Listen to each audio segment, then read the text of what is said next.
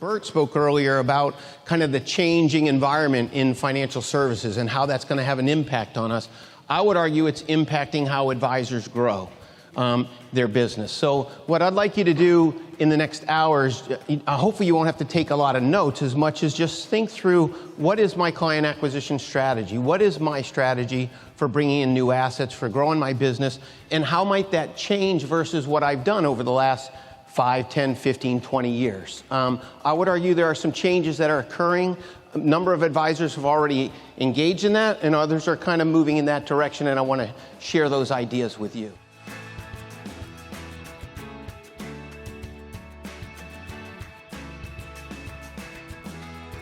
One additional golf example. Jack Nicklaus, I was doing a clinic with Jack about 15, 20 years ago. At the end of the clinic, we were sitting around, we were talking, and I said to Jack, I said, Mr. Nicklaus, in your day, why do you think you dominated golf in your prime?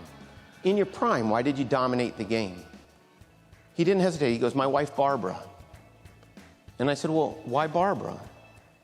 And he points at me and he says, that woman managed every aspect of our joint life together. He said, and you know what it did? It allowed me to focus on one thing, golf. He goes, and I think if you want to be good at stuff, you can do a bunch of different things. But if you want to be great at something, you can't be good at everything. To be great, you have to focus your time and energy on one thing. He goes, and I got to do that. But I couldn't have done that had she not been good at a million things. He said it was a partnership.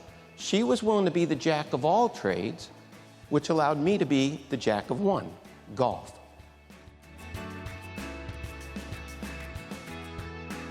I'm a psychologist by training. Guess who I was trained to work with through my training? Who am I trained to work with? Children, yeah, it's called child psychology. You're learning to work with children who have attention deficit or behavior problems or learning disabilities. What other populations? Crazy people. They hired me to come in and work with you guys today. Yeah, crazy people. It's called abnormal behavior or personality disorder. So yeah, you do clinical or counseling psychology with crazy people and help them through therapy. Who else? Parenting? Marriages. Yeah, you work with marriage and family counseling, helping people stay married, get divorced, work with their families, work with their children, but you work with couples around relationship issues that way. You work with businesses. My background is in industrial organizational psychology. It's working with businesses around strategic planning and leadership and growth and human resources and organizational development. You can work in sports, as I do, in what they call sports psychology, where I work with athletes around performance issues in golf and tennis and whatever sport you might. We're frankly taught to work with who? Anyone with a problem. When I started my business, I just needed lunch with one of you. You're messed up some way. I'll find something wrong with you. If I could just have lunch with you for an hour, I'll find something wrong in your business, in your personal life, in your athletic interests. I'd find something I could help you with that. So I didn't have a value prop. I just was like, let me just talk to you. If you were perfect, you married a problem. And I would just, right? And I could get the referral to your partner that way. And if you were a perfect couple, you gave birth to one, right? And now I've got you. Now, I would call that opportunistic prospecting. Just let me listen to you long enough, and I could say I could do that. How many of you are masters of that in the financial space? Agreed? Yeah, and I would argue we do that because we're trying to survive. We're scared. We're afraid we're not going to make it, and we're afraid people won't come to us. And frankly, we don't have enough expertise and experience to specialize. But you do now.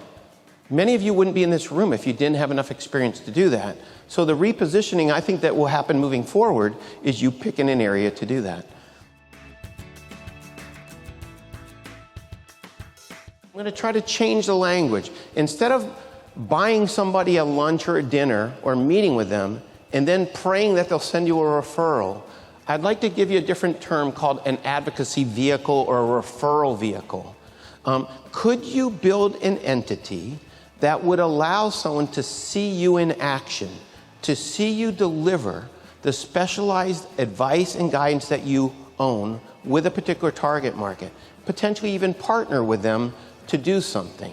So as I've kind of defined it here, could you create a scheduled, systematized, tangible things through which advocates could actually see you operate so that they could then partner with you?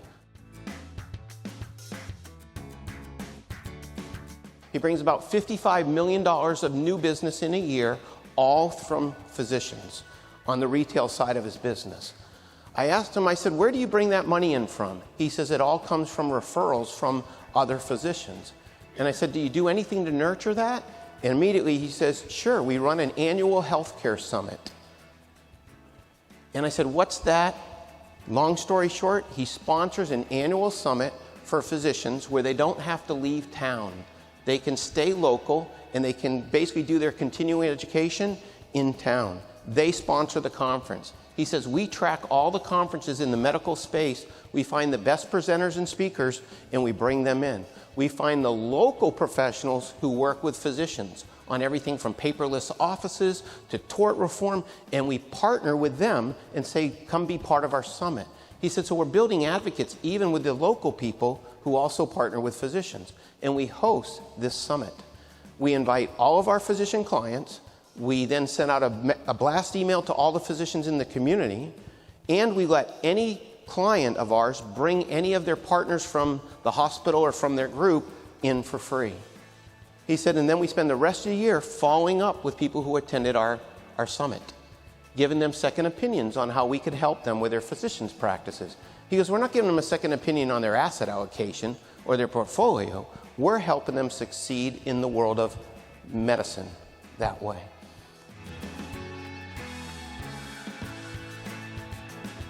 LPL provides a ton of resources for you, internally and externally. Internally, they're designed really to save time, as Andy pointed out this morning. You know, how do you use the investor investment services, virtual CFO, virtual assistant, to basically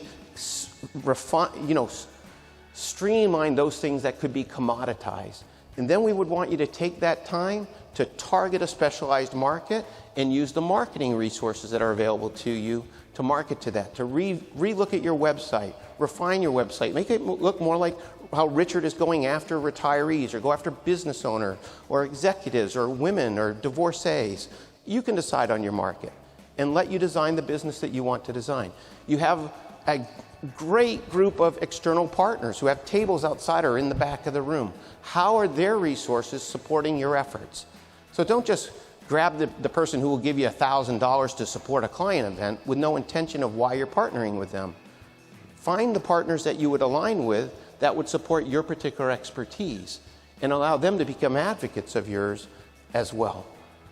I'll end with a quote that Andy said this morning. He said, we built this organization so you can run your practice the way that you want to run it and help clients the way that you want to help them. You, like me, I always say the privilege of being a psychologist is no one told me what market I needed to go after. They gave me a set of skills and resources that I could frankly apply to anyone I want. I got to choose working with advisors. I got to choose working with pro golf. It was my choice. You're in an industry that you get that same choice. You're at a firm that wants you to leverage that choice. Andy is saying to you, we will surround you with tools and resources and external partners and internal experts who will support whatever you choose. If you can use the conference while you're here to try to, who do I want to choose? Who am I willing to go after? And then start partnering with the resources that are here. I think it's better use than just kind of popping into classes and going, hey, let's see what I can get from this course. Thank you very, very much for having me. I appreciate being here today.